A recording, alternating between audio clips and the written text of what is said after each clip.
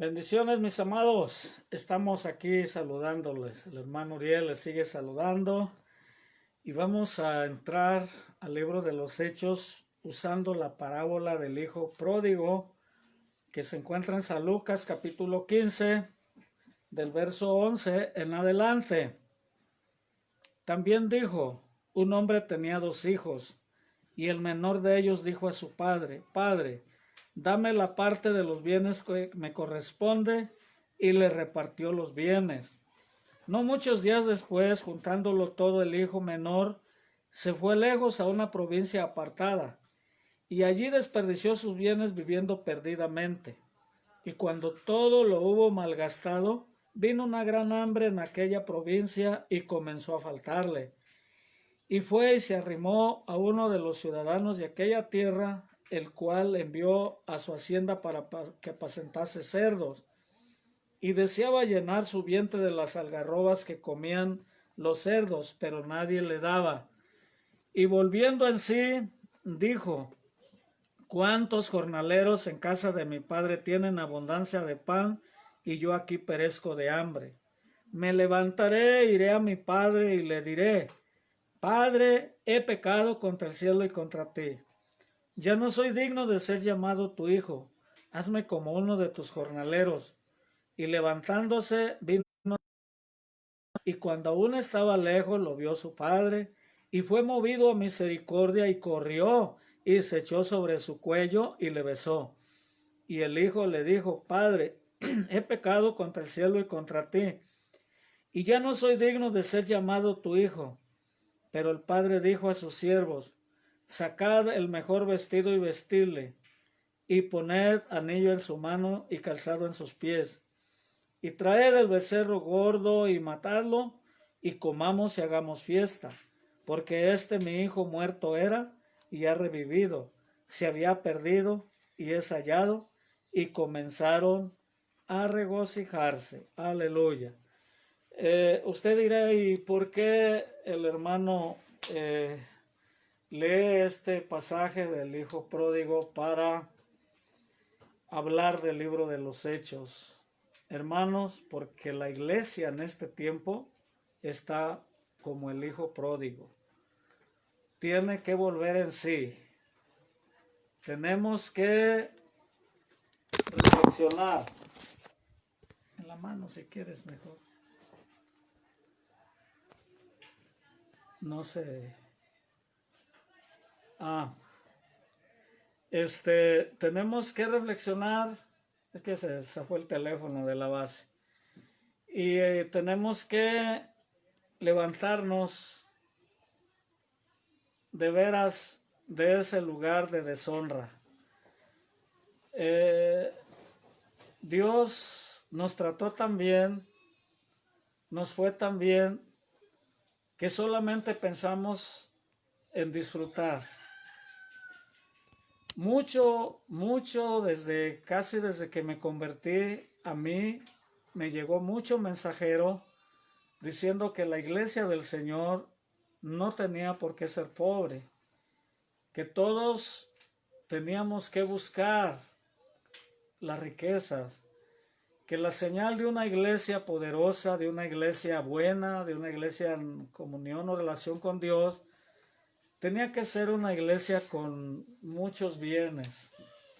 Y muchos por ahí se fueron al negocio. Les pasó lo que a la iglesia de Éfeso. De las 7 iglesias que están en el Apocalipsis, la de Éfeso era de las más importantes que hacían mejor la voluntad de Dios. Porque estaba Éfeso en un lugar muy importante, haga de cuenta, como el puerto de Manzanillo, Colima, para el comercio internacional, o como Colima o Guadalajara para pasar con el comercio, con toda la mercancía al interior del país de México o aún al exterior, por el continente americano. Así era Éfeso, pero de repente empezó a cambiar. Dejó el primer amor. ¿En qué consistió? En que le interesó también el negocio. Se hizo una iglesia que buscó la economía, buscó la riqueza. Se vislumbró porque era un lugar bueno para el negocio. Otra cosa, se metió a la política porque era un lugar para ocupar cargos importantes de gobierno. Y además, tercera cosa, como era ciudad importante, era como Manzanillo, que casi todos los jóvenes quieren estudiar relaciones exteriores, quieren estudiar comercio, quieren estudiar todo lo que es informática y para ser trabajadores de agencias y todo eso de comercio. Eso le pasó a la iglesia. Se hizo rica, se hizo intelectual y se hizo también política. Y por eso el Señor le dice, tengo contra ti, eres muy celoso en la doctrina, muy trabajador y todo, pero has dejado tu primer amor. Yo te aconsejo que reflexiones, que te levantes, que te fijes de dónde has caído. La iglesia actual, y no me refiero a una denominación, me refiero a toda la iglesia del Señor, agarramos más la iglesia como para un descanso. Me acuerdo en un lugar que estuve pastoreando un tiempo, los hermanos todos llegaban de trabajar, se quitaban sus zapatos, querían llegar a la iglesia para descansar, al templo con sandalias, descalzos, o en toda forma el culto como algo para estar a gusto ellos y no para que estuviera contento Dios con ellos.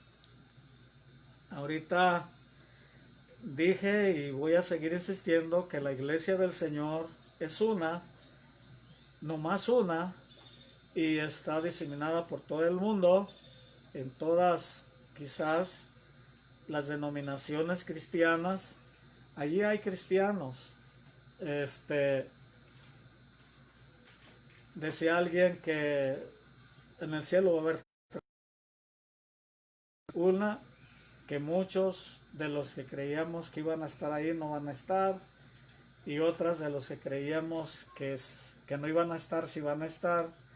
Y la más grande sorpresa es que cómo que va a ser que nosotros también lleguemos viviendo así, como hijos pródigos.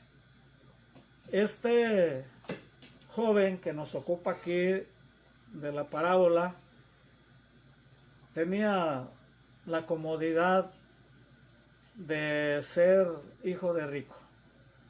Era señor sin trabajar, era señor sin tener que hacer ningún esfuerzo, era rico sin haberle costado nada.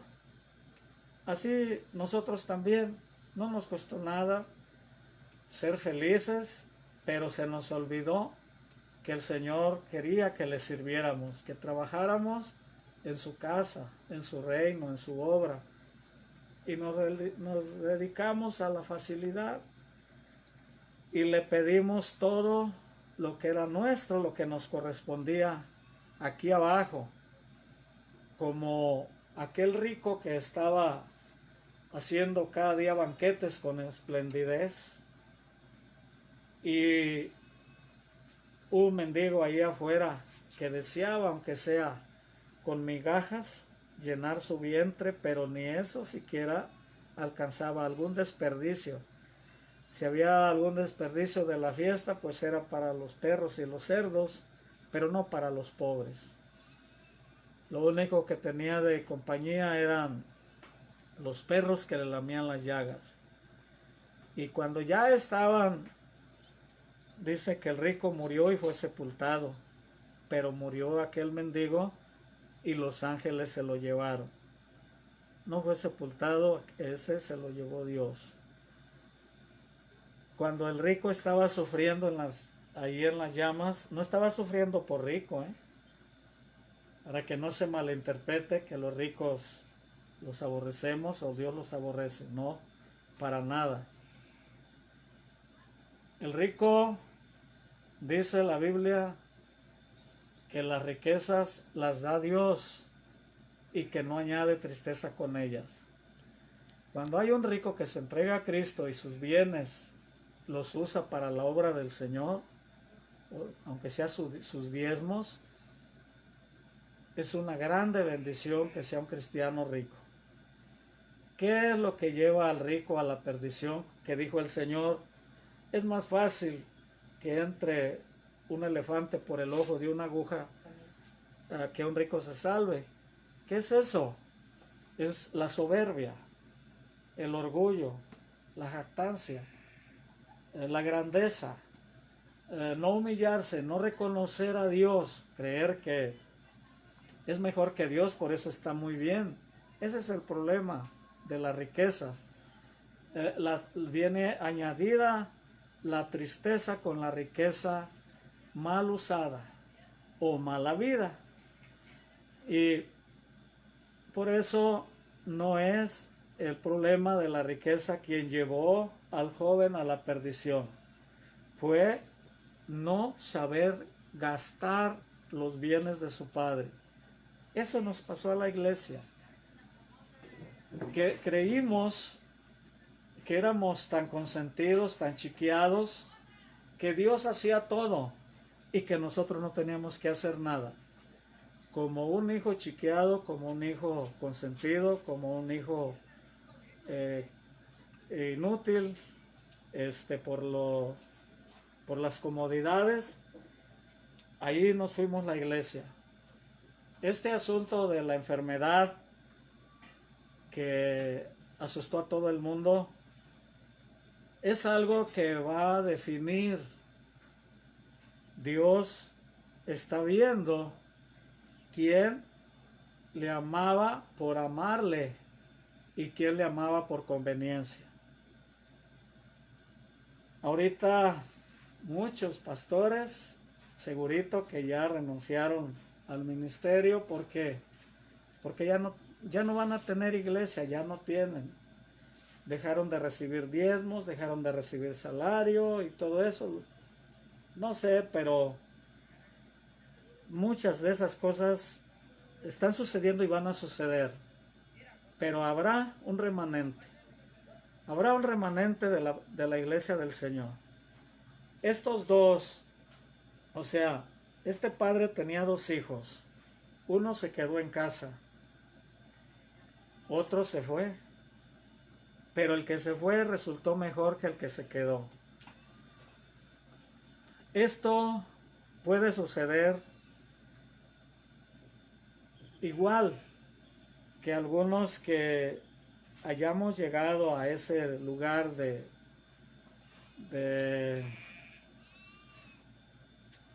denigrante, pues, haber caído, haber perdido el control espiritual y apartarnos de Dios por lo material. Quizás vamos a ser los que vamos a buscar al Señor espiritualmente. Pero es necesario decir me levantaré. Yo veo que la palabra del Señor en el libro de los Hechos precisamente es lo que sugiere. La iglesia primitiva, la iglesia apostólica, era una iglesia que se movió por la fe. Pero ellos tenían bien firme su fe. Sabían bien en qué creían y a quién habían creído y estaban creyendo.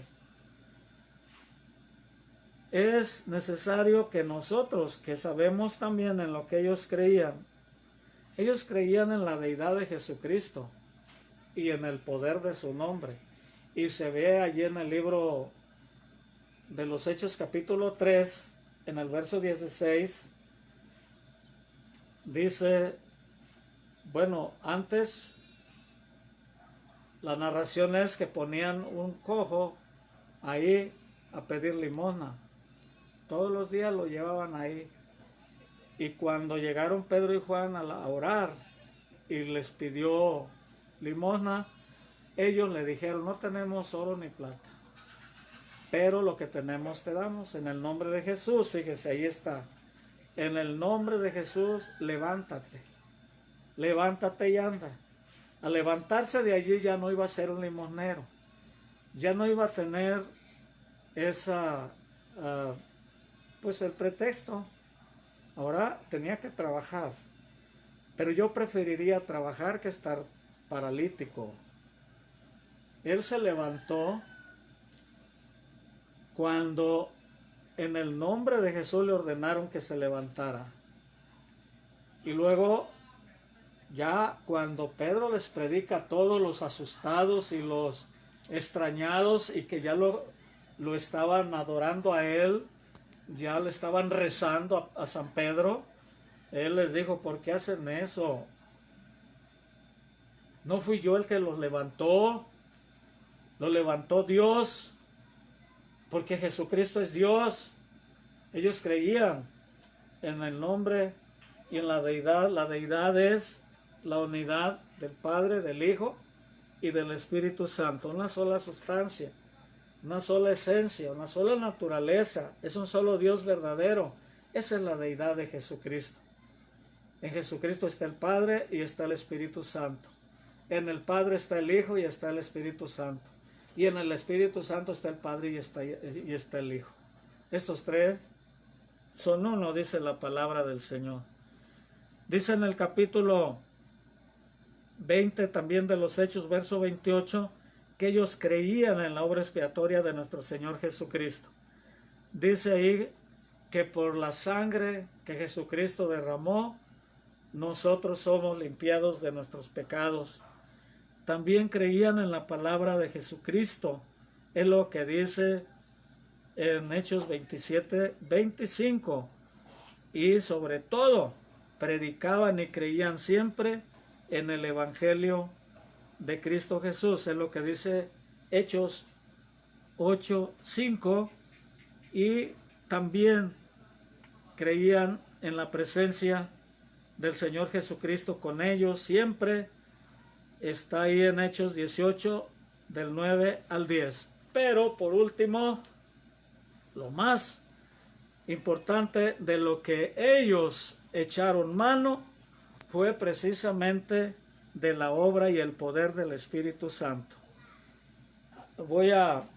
Estos versículos sí se los quiero leer de uno por uno, porque no podemos levantarnos y regresar a nuestro Padre, regresar a las sendas antiguas. No podemos regresar a casa si no es por el poder glorioso y la gracia del Espíritu Santo. Dice 1:8, pero recibiréis poder cuando haya venido sobre vosotros el Espíritu Santo, y me seréis testigos en Jerusalén, en toda Judea, en Samaria y hasta lo último de la tierra.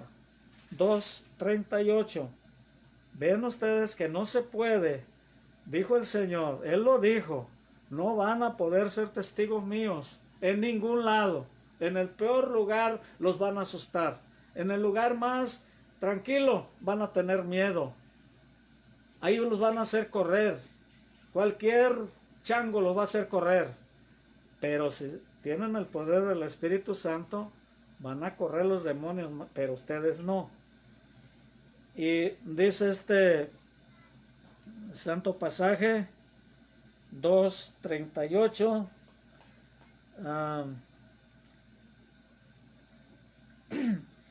Pedro les dijo, arrepentíos y bautícese cada uno de vosotros en el nombre de Jesucristo para perdón de los pecados y recibiréis el don del Espíritu Santo. Ellos no predicaban nunca ni hacían nada sin llevar al Espíritu Santo.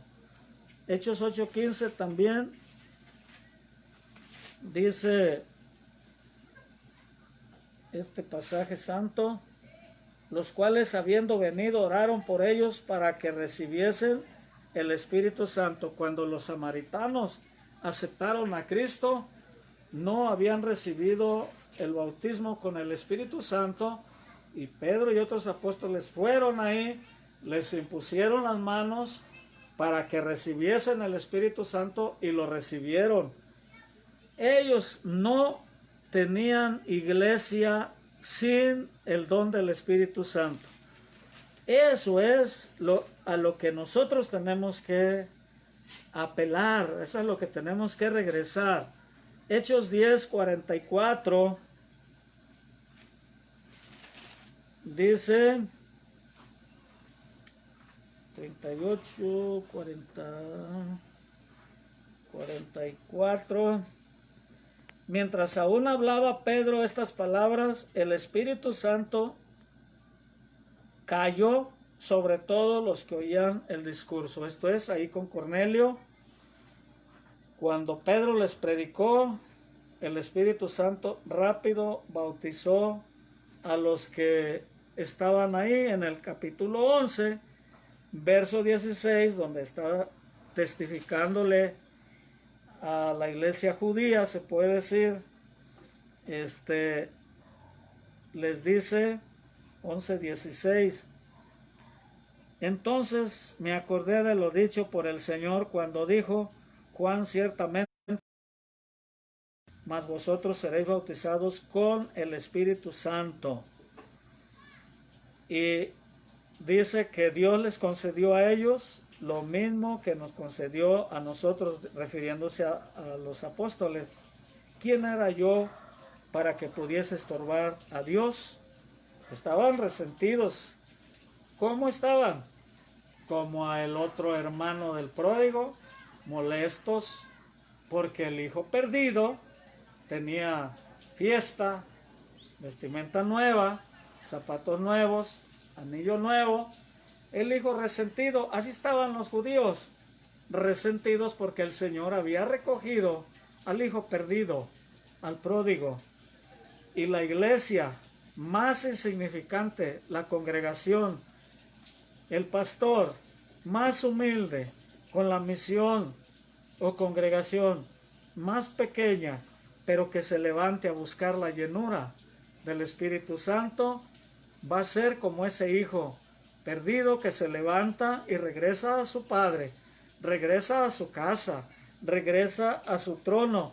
Por último, el capítulo 15, verso 8, también dice del libro de los Hechos que y Dios, que conoce los corazones, les dio testimonio dándoles el Espíritu Santo, lo mismo que a nosotros. Están hablando precisamente de esa gente que no tenía derecho a estar con Dios, derecho a la salvación, no eran del pueblo de Dios, no eran del pueblo escogido, pero en el concilio de los apóstoles, y que querían obligar, castigarlos. Ellos tienen que guardar esto y esto y esto, ellos tienen, o sea, poniéndoles cargas que ni ellos pudieron nunca llevar, es lo que dice Jacob. ¿Por qué les imponemos cargas que ni nosotros ni nuestros padres jamás pudieron llevar? Solamente yo sugiero, dice, que se les pida que no coman nada de lo sacrificado a los ídolos, que se abstengan de lo sacrificado a los ídolos, de sangre y de ahogado y de fornicación, y déjenlos libres, ni los circunciden, ni no les echen cargas que no hemos llevado. La gracia no es para ponerse cargas encima, es para quitarnos las cargas de encima, es para llevar la gracia a nuestras cargas, no para echarnos cargas. Hermanos, Dios les bendiga, y pensemos cada uno, no piense en que su pastor va a cambiar, no piense en que su congregación va a cambiar. Piense en usted, en cambiar usted. Usted únase a la iglesia del Señor, a la única iglesia de Cristo Jesús. No conocemos a esos miembros de la iglesia del Señor. ¿Cómo voy a conocer a los miembros de Cristo que están en África? ¿Cómo voy a conocer a los miembros de Cristo que están en Europa? ¿Cómo voy a conocer los miembros de Cristo que están en África? ¿Cómo voy a conocer a los miembros de Cristo que están en Oceanía? O que están aquí, a todos los miembros de Cristo en el continente americano. No es posible. Ni siquiera los que les veo la cara. Hay un dicho que dice, caras vemos, corazones no sabemos. Qué desilusión se lleva uno cuando ve a una persona como que es bien santa y solamente es santurrona. No es santa, es santurrona. Solo está remedando, haciendo que, ay, Dios mío. Pero como dijo el Señor, blanqueados por fuera y por dentro llenos de murtura. Eso es lo que nosotros no podemos conocer. Cristo le dijo eso a ¿cómo se llama? Al papá de David, a Isaí. Cristo, Dios le dijo que a Samuel, niños, Dios le dijo allí por medio de Samuel que él conocía los corazones. El hombre mira nada más lo que ve, pero Dios pesa los corazones. Así que, hermanos, si no sabemos ni siquiera el corazón, no conocemos ni siquiera el corazón del que está delante de nosotros, ni siquiera con la persona que dormimos sabemos bien lo que siente en su corazón o lo que piensa. ¿Cómo pues podemos saber cuál es la iglesia del Señor? ¿Dónde está un miembro del cuerpo de Cristo? Sabemos cuál es su iglesia, pero no la conocemos.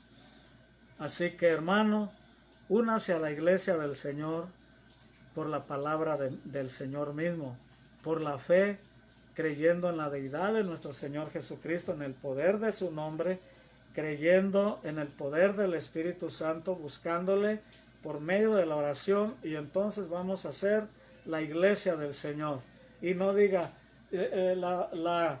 esta denominación en la que yo estoy, sí, esta sí es la verdad, esta es la mera buena. No se engañe, no se equivoque. La mera buena solamente es la iglesia del Señor, que Él ha lavado con su sangre preciosa, y Él conoce los corazones.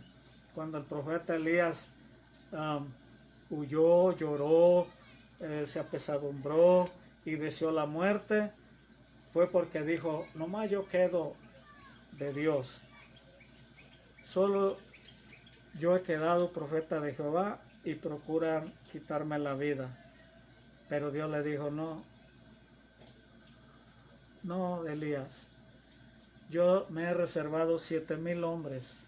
Tú ni sabes dónde están, ni los conoces. Aunque los veas, no sabes quiénes son. Ellos no han besado las patas de los ídolos. Ellos no les han besado las manos, ni se le han inclinado a ninguna imagen. Yo tengo esos hombres vírgenes que adoran a Dios directamente, sin idolatría. Yo los tengo, no eres solo. Hay 7,000 más como tú. Tú sigue para adelante. Largo camino te resta. Tienes que servirme. Tú sírveme. Eso es lo que ayer les predicaba. Sígueme tú. Sígale usted.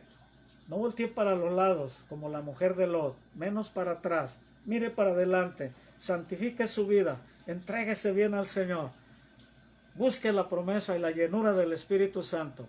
Es para todos los que Dios nuestro Dios es la divina promesa. Padre mío, gracias. En el nombre de Cristo Jesús, te pido que tengas misericordia y que bendigas este día a cada hermano que se dispone a buscarte. El hijo pródigo no tenía un montón de gente para decir Dios.